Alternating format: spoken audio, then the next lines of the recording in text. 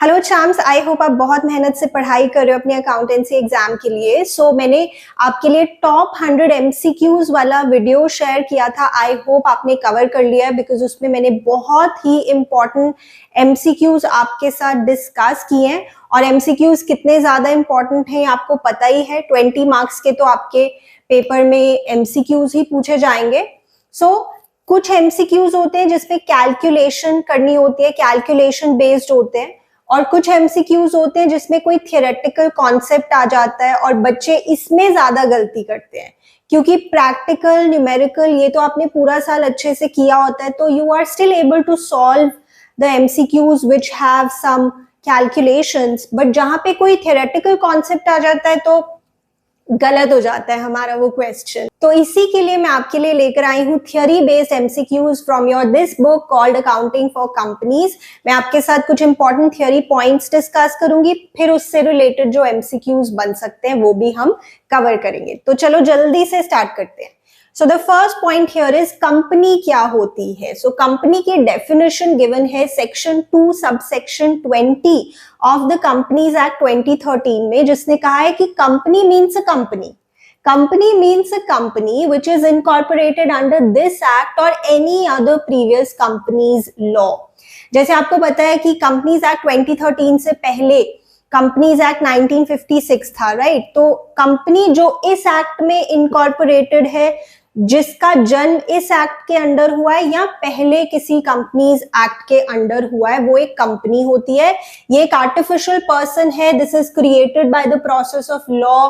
इसकी separate legal entity होती है, परपेचुअल सक्सेशन होती है, death, lunacy, bankruptcy of members या शेयर होल्डर्स से इसकी एग्जिस्टेंस पे कोई फर्क नहीं पड़ता है। It may or may not have a common seal, जो इसका सिग्नेचर ट्रीट किया जाता है, common seal which is affixed to all the important documents of the company.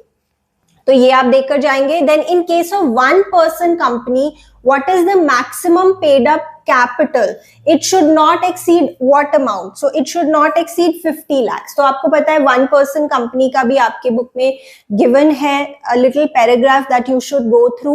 One person company has only one person as a member, और वो जो person है वो नेचुरल पर्सन होना चाहिए, इंडियन सिटीजन होना चाहिए, इवन रेजिडेंट ऑफ इंडिया होना चाहिए। वन पर्सन कंपनी हम चैरिटेबल पर्पसेस के लिए फॉर्म नहीं कर सकते, और ना ही कोई non banking financial investment activity कर सकती है एक वन पर्सन कंपनी। इसकी जो मैक्सिमम पेड अप कैपिटल है that should not be more than 50 lakhs, और इसका पिछले 3 सालों का जो एवरेज टर्नओवर है that should not exceed 2 crore, और इसमें कम से कम एक डायरेक्टर होना चाहिए और ज्यादा से ज्यादा 15 डायरेक्टर्स हो सकते हैं। ठीक है, तो इतना आप पढ़ के जाएंगे वन पर्सन कंपनी के बारे में। चलो उसके बाद private placement of share, section 42 of the companies act इसके बारे में बताता है, और आप ये बिजनेस स्टडीज में भी पढ़ते हो। जब हम पब्लिक इशू नहीं कर रहे होते, कुछ सिलेक्टेड ग्रुप ऑफ इंडिविजुअल्स या इंस्टीट्यूशंस के पास जाते हैं और उन्हें अपने शेयर्स इशू करते हैं, that is private placement of shares. It implies issue and allotment of shares to a select group of persons privately and not to public in general through a public issue। इससे related क्या question आ सकता है? An issue of shares that is not a public issue but offered to a select group of persons is called private placement of shares। This is section 42 of the Companies Act 2013।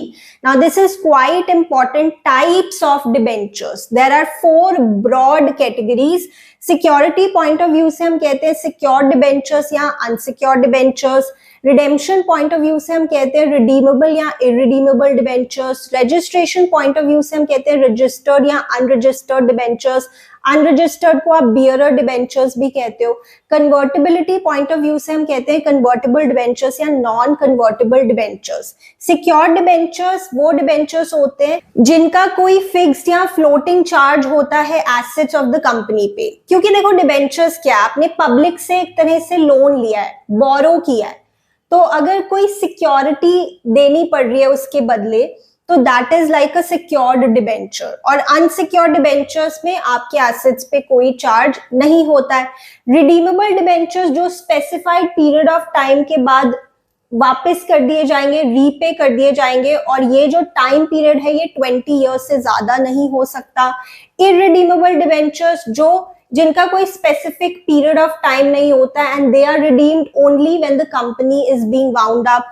Registered debentures, जिसके नाम पे ये registered है, holder है जो इन debentures का, उसका proper record होता है कंपनी के पास, और जो इंटरेस्ट पेमेंट है वो भी उसी पर्सन को की जाती है जिसका नाम रजिस्टर्ड है। बट बियरर डिबेंचर्स में क्या होता है, they are transferred by mere delivery, जिसके हाथ में ये डिबेंचर्स है उसी के हो गए। इसमें जो होल्डर ऑफ डिबेंचर है उसका कोई प्रॉपर रिकॉर्ड कंपनी नहीं बनाती है, और इन्हें अनरजिस्टर्ड डिबेंचर्स भी कहा जाता है। कन्वर्टेबल डिबेंचर्स, जिन्हें आप शेयर्स में कन्वर्ट कर सकते हो, ये पार्टली कन्वर्टेबल भी हो सकते हैं, फुली कन्वर्टेबल भी हो सकते हैं, और नॉन कन्वर्टेबल डिबेंचर्स जिन्हें आप शेयर्स में कन्वर्ट नहीं कर सकते। इस तरह का कुछ क्वेश्चन बन सकता है, जैसे interest on bearer debentures is paid to a person who produces the interest coupon attached to such debentures. True. अगर बियरर डिबेंचर्स की बात करें तो जो कंपनी के आगे वो प्रोड्यूस करेगा उसी को इंटरेस्ट मिल जाएगा, क्योंकि यहाँ पे होल्डर का कोई नाम रजिस्टर्ड नहीं होता कंपनी के रिकॉर्ड्स में, तो जो प्रोड्यूस करता है डिबेंचर्स उसी को इंटरेस्ट मिल जाता है। सेकेंड जो रीजन है, bearer debentures are debentures which can be transferred by way of delivery and the company does not keep any record of the debenture holders. This is also a true statement. तो ये दोनों ही statement सही हैं। अब एक बार देख लेते हैं क्या ये रिलेटेड है। एक बार फिर पढ़ रहे हैं। Interest on bearer debentures is paid to a person who produces the interest coupon attached to such debentures. Because bearer debentures are those debentures which can be transferred by way of delivery and the company does not keep any record of these debenture holders. So yes, both assertion and reason are correct and reason is the correct explanation of assertion. वैसे मैं आपको बता दूं जो registered debentures होते हैं इसमें mayor delivery से ट्रांसफर नहीं होती। अगर आपको ये वाले डिबेंचर्स ट्रांसफर करने हैं तो you have to properly execute a transfer deed, right. चलिए आगे देखते हैं। Then now very important section 52 subsection 2 of the companies act हमें बताता है कि किन किन पर्पसेस के लिए हम सिक्योरिटीज प्रीमियम का अमाउंट यूज कर सकते हैं। ये आपको जरूर लर्न करके जाना है। 5 points: to issue fully paid bonus shares to the shareholders, to write off the preliminary expenses of the company, to write off any expenses or commission paid on any issue of shares or debentures, or discount allowed on issue of debentures। जैसे आप देखते भी हो debentures वाले chapter में जो issue वाला discount होता है, which is discount on issue of debentures, या फिर loss on issue of debentures, जो कि इशू वाला डिस्काउंट भी होता है और रिडेम्पशन वाला प्रीमियम भी होता है, इसको राइट ऑफ करने के लिए हम पहली प्रेफरेंस सिक्योरिटीज प्रीमियम को देते हैं। राइटिंग ऑफ एंट्रीज भी आपको अच्छे से करनी है, so you know this. To provide for the premium payable on redemption of redeemable preference shares और डिबेंचर्स। देखो प्रेफरेंस शेयर्स की रिडेम्पशन आपके सिलेबस में नहीं है तो आपको इतना ज्यादा आइडिया नहीं होगा, बट आगे ये बीकॉम में आप पढ़ोगे। बट डिबेंचर्स की रिडेम्पशन का प्रीमियम तो आप समझते हो ना, जिसके लिए मैंने वही बोला जो डेबिट पे आ रहा है, loss on issue of debentures, उसको आप राइट ऑफ करने के लिए सिक्योरिटीज प्रीमियम यूज करते हो। तो ये आपको अच्छे से लर्न करके जाने हैं सभी पर्पसेस। यहाँ पे क्या पूछ रहे हैं, preliminary expenses will be written off in the same year against securities premium का अमाउंट। और इस तरह का भी क्वेश्चन आ सकता है, जैसे आपको पता है इस तरह के क्वेश्चंस भी काफी पॉपुलर हो गए हैं आजकल सीबीएसई में, जिसमें कई सारी स्टेटमेंट्स गिवन है और उसमें से करेक्ट स्टेटमेंट बतानी है और एक से ज्यादा करेक्ट स्टेटमेंट्स हो सकती हैं। As per section 52 of the Companies Act, securities premium can be utilized for which of the following purposes? To write off discount allowed to debtors? नहीं भाई, discount allowed to debtors की बात नहीं हो रही है, discount allowed on the issue of debentures वो बात है। Providing for premium payable on redemption of debentures, हाँ जी इसके लिए हम यूज कर सकते हैं। Issuing fully paid debentures as bonus, नहीं। शेयर्स को हम इशू कर सकते हैं as bonus. Issuing fully paid shares as bonus, yes. Buyback of shares, yes. तो 2, 4 एंड 5 इन पर्पसेस के लिए हम सिक्योरिटीज प्रीमियम के अमाउंट को यूज कर सकते हैं। चलो आगे देखो। Then some important theory points. According to chief justice Marshall, जो एक्चुअली यूएस के चीफ जस्टिस थे, उन्होंने क्या बोला, a company is a person artificial, invisible, intangible and existing only in the eyes of the law। अगर कुछ ऐसा question आ जाए कि ये किसने बोला है, वैसे तो कम चांसेस है इस तरह के क्वेश्चन के आने के, but still we should be prepared. तो चीफ जस्टिस मार्शल ने ये कहा है कि कंपनी एक पर्सन है जो आर्टिफिशियल होती है, इनविजिबल होती है, इंटैंजिबल होती है, you can not touch it and it is existing only in the eyes of the law. Then equity shares को हम ऑर्डिनरी शेयर्स भी कहते हैं। Section 43 of the companies act types of shares के बारे में बात करता है, जैसे प्रेफरेंस शेयर्स, इक्विटी शेयर्स, एक बार अच्छे से पढ़ लेंगे। Steps in procedure of shares issue, कोई ऐसा क्वेश्चन अगर आता है जिसमें आपको सीक्वेंस ऑफ स्टेप्स अरेंज करनी है ना, इस तरह के क्वेश्चंस भी काफी आने लगे हैं। Issue of prospectus, that is number 1, then you will receive the applications and then you will allot the shares. So very simple, nothing difficult here. Features of a company, features of a company, इसका जन्म होता है as per law. ये एक artificial person है, इसकी separate legal entity है, इसके मेंबर्स की लायबिलिटी लिमिटेड होती है, इसकी परपेचुअल सक्सेशन होती है, मेंबर्स में कम and members may go, but company remains as it is till it is wound up. तो जो मेंबर्स हैं या शेयर होल्डर्स हैं, उनकी डेथ, ल्यूनेसी, बैंक्रप्सी से कोई फर्क नहीं पड़ता है। कॉमन सील होती है which is affixed to all the important documents of the company, but याद रखना ये जरूरी नहीं है, company may or may not have a common seal. Then transferability of shares इसमें पॉसिबल होता है, स्पेशली अगर आपके शेयर्स लिस्टेड है स्टॉक एक्सचेंज पे, बट अगर अनलिस्टेड कंपनी की बात हो रही है या प्राइवेट कंपनी की बात हो रही है तो उसमें आर्टिकल्स ऑफ एसोसिएशन के अकॉर्डिंग चलना पड़ेगा। मे सू और बी सू, एक कंपनी किसी पे केस कर सकती है या कोई किसी कंपनी पे केस कर सकता है। देन प्राइवेट कंपनी और पब्लिक कंपनी भी एक बार आप पढ़ लेंगे, that's also important. Then types of preference shares, types of preference shares, जैसे टाइप्स ऑफ डिबेंचर्स है ऐसे ही प्रेफरेंस शेयर्स के भी टाइप्स आप पढ़ेंगे। Cumulative preference shares, non cumulative preference shares. अच्छा, क्यूमुलेटिव प्रेफरेंस शेयर्स का मतलब क्या होता है? फॉर एग्जांपल हमारे पास 1,07% प्रेफरेंस शेयर्स हैं ऑफ ₹10 ईच, ठीक है। आपको पता है ये जो है ये रेट ऑफ डिविडेंड होता है, the rate of dividend is fixed in case of preference shares. तो मान लीजिए for the year ending 31 March 21 company ने कोई डिविडेंड नहीं दिया क्योंकि प्रॉफिट्स ही नहीं थे, तो डिविडेंड नहीं दे पाई कंपनी। इमेजिन कि फॉर द ईयर एंडेड 31 मार्च 22 के लिए भी कंपनी ने कोई डिविडेंड नहीं दिया, सेम रीजन, क्योंकि प्रॉफिट्स नहीं थे तो डिविडेंड नहीं दे सकी कंपनी। नाउ अगर 31 मार्च 23 को जो ईयर एंड हो रहा है, अगर कंपनी के पास प्रॉफिट्स हैं और वो डिविडेंड देने के बारे में सोच रही है और हम बात कर रहे हैं क्यूमुलेटिव प्रेफरेंस शेयर्स की, तो आपको पिछले 2 सालों का भी डिविडेंड इसी साल में देना होगा, क्योंकि यहाँ पे इन शेयर होल्डर्स के पास राइट है to receive the arrears of dividend. तो यहाँ पे कितना बनता है, जैसे 70,000 बनेगा एक साल का, सो 70,000 प्लस 70,000 प्लस 70,000, तो यहाँ पे 2,10,000 का डिविडेंड देना पड़ेगा अगर क्यूमुलेटिव प्रेफरेंस शेयर्स है।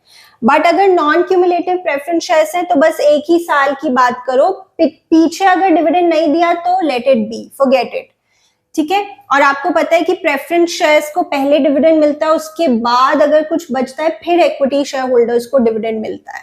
देन पार्टिसिपेटिंग प्रेफरेंस शेयर्स होते हैं कि जो रिमेनिंग प्रॉफिट्स होते हैं कंपनी के आफ्टर गिविंग डिविडेंड, तो इसमें इनका पार्टिसिपेशन अगर हो सकता है तो वो पार्टिसिपेटिंग प्रेफरेंस शेयर्स है। जैसे मान लीजिए ये प्रॉफिट्स है कंपनी के, इसमें से पहले प्रेफरेंस शेयर होल्डर्स को डिविडेंड दे दिया और फिर इक्विटी शेयर होल्डर्स को भी जो डिविडेंड देना था दे दिया।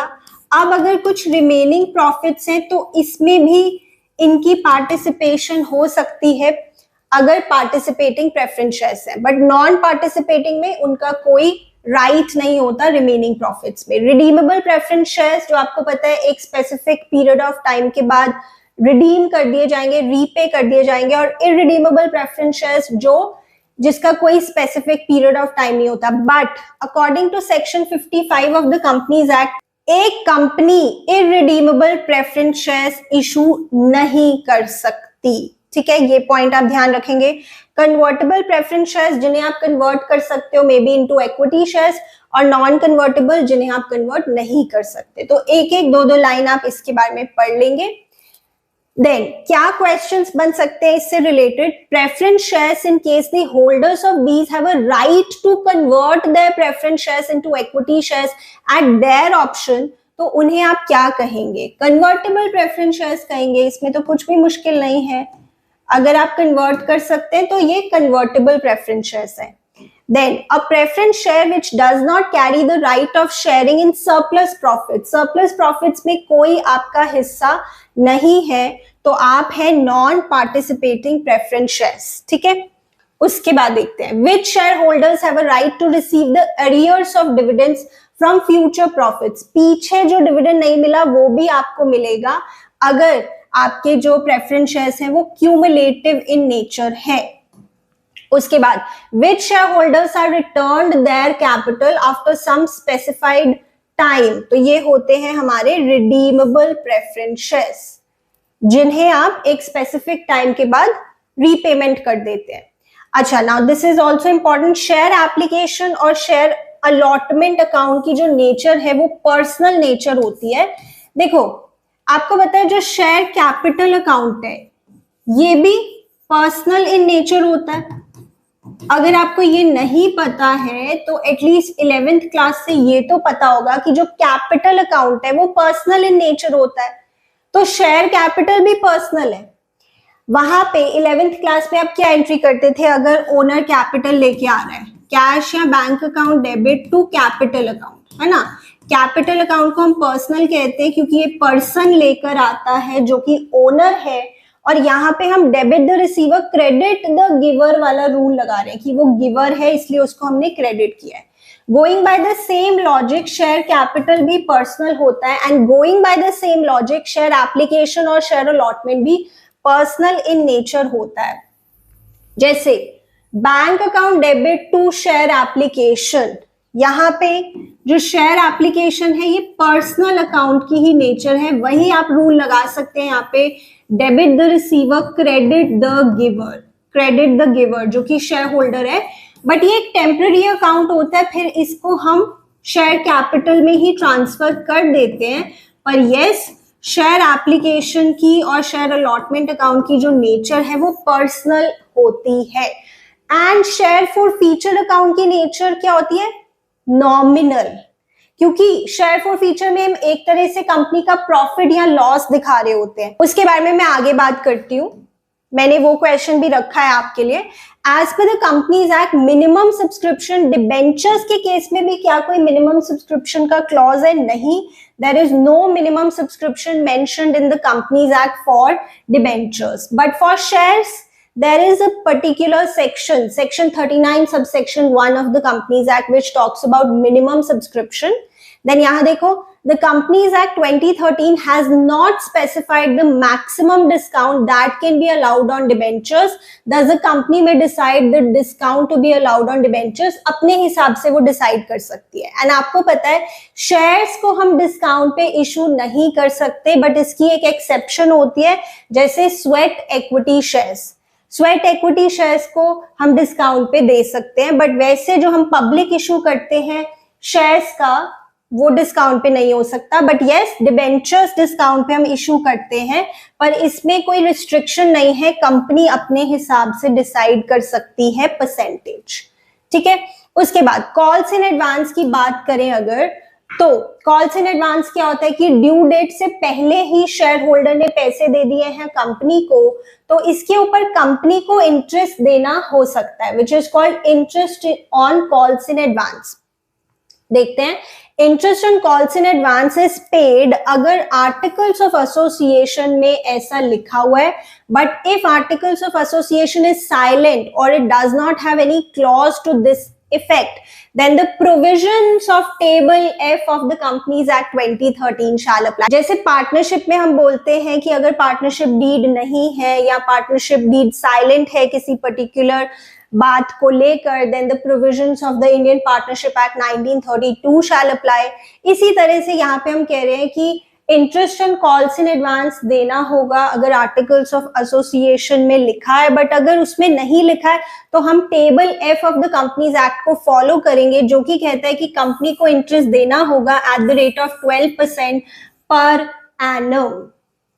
और interest on calls in arrears, अगर शेयर होल्डर ने लेट पैसे दिए हैं कंपनी को तो फिर शेयर होल्डर देगा इंटरेस्ट कंपनी को, which is interest on calls in arrears, जो कंपनी को मिलेगा at the rate of 10% per annum according to table F. ठीक है, ऑलराइट, तो यहाँ पे देखते हैं कॉल्स इन एडवांस अकाउंट। अच्छा, इसे हम कहाँ पे शो करते हैं?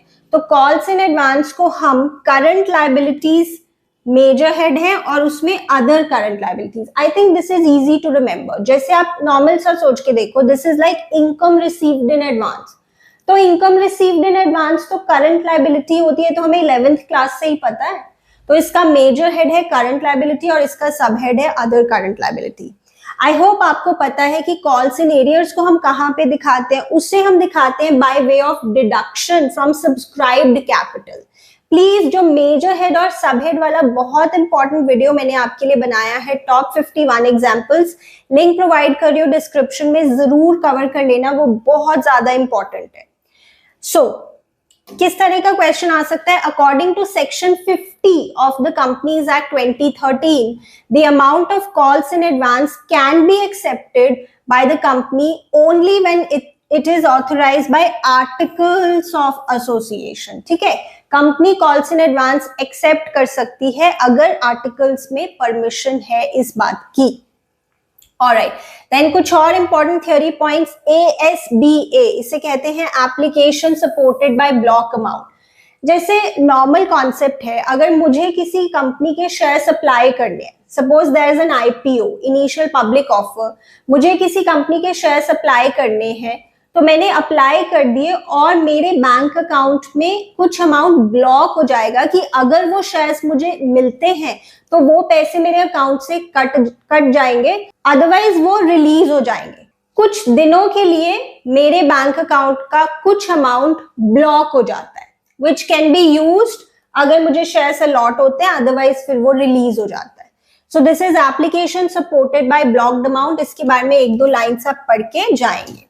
Then 2 points are important regarding the calls on shares. The amount of any call should not exceed 25% of the face value of the shares. Technically ये चीज हमें फॉलो करनी चाहिए कि किसी भी कॉल का अमाउंट 25% से ज्यादा नहीं होना चाहिए of the face value. But I know कुछ क्वेश्चंस में हम इसे चेक नहीं करते हैं, so let it be. But yes, as a theory point आप इसे याद रखेंगे। There must be an interval of at least 1 month between the making of 2 calls unless otherwise provided by the articles of association of the company. Then application money जो है that should be at least 5% of the face value of the share. ये हमें companies act ने बताया है कि जो application का अमाउंट है वो कम से कम 5% होना चाहिए of the face value. But SEBI की गाइडलाइन कुछ और है। सेबी कहता है कि application money should not be less than 25% of the issue price. ठीक है, तो क्वेश्चन में देख लेना कि उन्होंने कंपनीज एक्ट के अकॉर्डिंग पूछा है या सेबी के अकॉर्डिंग पूछा है। मैंने कम्युनिटी पे भी इस तरह का क्वेश्चन पूछा था। अगर आप कम्युनिटी क्वेश्चंस में पार्टिसिपेट नहीं कर रहे तो you are missing out on some very very important questions. Community पे मैं रेगुलरली आपसे क्वेश्चंस पूछती रहती हूँ जो काफी इंटरेस्टिंग होते हैं, सो मेक श्योर आप उन्हें भी एक बार देख लें। Now this question, a minimum of 14 days notice is given to the share holders to pay the amount.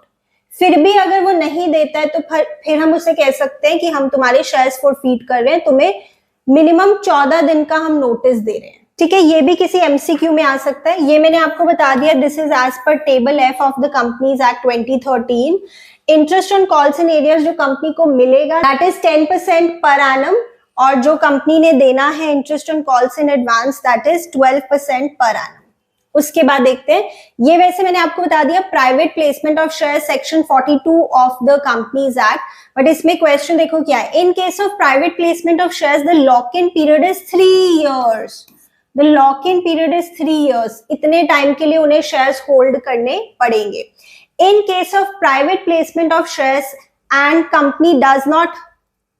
Company does not invite the general public for subscription of shares in this case, तो company क्या issue करती है in place of issuing prospectus, तो company prepare करती है statement in lieu of prospectus. In lieu of prospectus मतलब prospectus की जगह या प्रोस्पेक्टस के बदले there is a statement which is issued by the company in case of private placement. उसके बाद which of the following statements is incorrect about debentures. Interest on debentures is an appropriation of profits, नहीं, interest on debentures is a charge against profit जो company को देना ही देना है, तो ये इनकरेक्ट स्टेटमेंट है। बट आगे भी देखते हैं, डिबेंचर होल्डर्स क्रेडिटर्स होते हैं कंपनी के, यस, क्योंकि हमने बोरो किया हुआ है, लोन लिया हुआ है, वी हैव टू रीपे, तो वो क्रेडिटर्स की तरह ही होते हैं। Debentures can be issued to vendors at a discount. Yes, at par, at discount, at premium, possible है।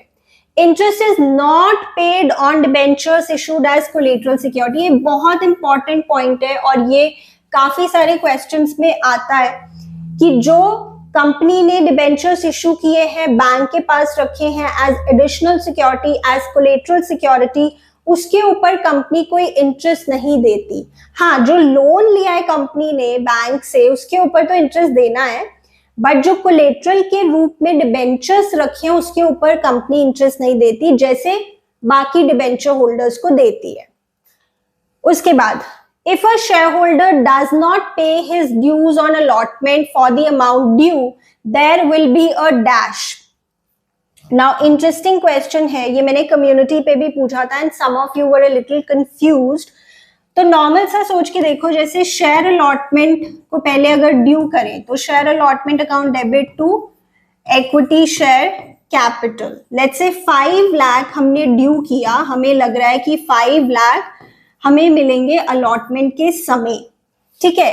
अब अगर मान लो 1 लाख का डिफॉल्ट हो गया तो एंट्री क्या होगी, कॉल सिनेरियोस मत यूज करो, क्योंकि उस केस में फिर ये आंसर ही नहीं दे सकते आप। I will tell you why. Call scenarios but अभी मत यूज करो, तो bank account debit to equity share allotment, अगर 1 लाख का डिफॉल्ट हुआ है तो सीधा यहाँ पे आप लिख दोगे 4 लाख, ठीक है। तो अब क्या है, there is a credit balance in shares allotment account, debit balance in shares for future account, credit balance in shares for future account, debit balance in the shares allotment account. देखो फॉर फ्यूचर की तो कोई बात ही नहीं हो रही, so just forget about it. क्या उन्होंने ये बोला कि हम इन शेयर्स को फॉरफीट कर रहे हैं? नहीं, ऐसा कुछ नहीं है। तो या तो credit balance in shares allotment account या डेबिट बैलेंस। तो देखो डेबिट साइड बड़ी है शेयर अलॉटमेंट के केस में, क्रेडिट साइड छोटी है, तो जो साइड बड़ी होती है वो वाला बैलेंस होता है। So we will say debit balance in the share allotment account. और अगर मैं यहाँ पे कॉल्स इन एरियर्स लिख देती तो bank account debit 4 lakh, calls in arrears account debit 1 lakh, to share allotment 5 lakh, फिर तो कोई बैलेंस होता ही नहीं, फिर हम इस क्वेश्चन को सॉल्व ही नहीं कर सकते थे। तो अभी हम कहेंगे there is a debit balance in the share allotment account, ठीक है। Okay, minimum number of members in a public company is 7 और मैक्सिमम की कोई लिमिट नहीं है। फॉरफीटेड शेयर्स को आप पार पे भी इशू कर सकते हो, प्रीमियम पे भी, डिस्काउंट पे भी, यस। बट जब हम नॉर्मली शेयर्स को इशू कर रहे होते हैं फॉर द फर्स्ट टाइम, तो हम या तो पार पे करते हैं या तो प्रीमियम पे करते हैं। डिस्काउंट पे हम शेयर्स को इशू नहीं करते accept in case of sweat equity shares, ठीक है। Maximum limit of premium on shares, इसकी कोई मैक्सिमम लिमिट डिफाइंड नहीं है। ऑलराइट, उसके बाद कितने दिन का नोटिस आपको देना होता है डिफॉल्टर शेयर होल्डर को? कम से कम 14 डेज का नोटिस देना होता है।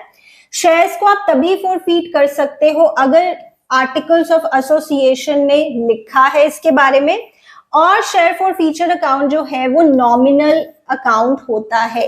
क्योंकि देखो जब आप फॉर फ्यूचर की एंट्री करते हो, think about basic entry, share capital account debit to forfeited shares to calls in arrears. तो यहाँ पे आप ये दिखा रहे होते हो कि इतना पैसा हमें शेयर होल्डर से मिल गया है और ये हम वापस नहीं करेंगे, ये कंपनी का एक तरह का गेन हो जाता है। और जब आप शेयर्स को फिर री इशू करते हो let's say at a discount, तो क्या एंट्री करते हो, bank account debit, forfeited shares account debit to share capital. तो यहाँ पे आप फोरफीटेड शेयर्स अकाउंट में एक तरह का लॉस दिखा रहे होते हो अपना, राइट। एक जगह प्रॉफिट दिखा रहे हो, एक जगह लॉस दिखा रहे हो, तो नेचर क्या होगी, फिर तो नॉमिनल नेचर ही बनेगी, राइट। सो ये कुछ इंपॉर्टेंट एमसीक्यूज थे जो थ्योरी से रिलेटेड थे। आई होप आपको ये वीडियो हेल्पफुल लगा। Please give it thumbs up क्योंकि it serves as a huge motivation for me, and please subscribe to the channel, share the video with your friends because sharing is caring। और अगर आपको partnership और analysis of financial statements वाली book से भी theory related MCQs चाहिए तो please comments में लिखकर बताइए, और भी जो आपकी वीडियो रिक्वेस्ट है लिख दीजिए। चलो अब मिलते हैं नेक्स्ट वीडियो में।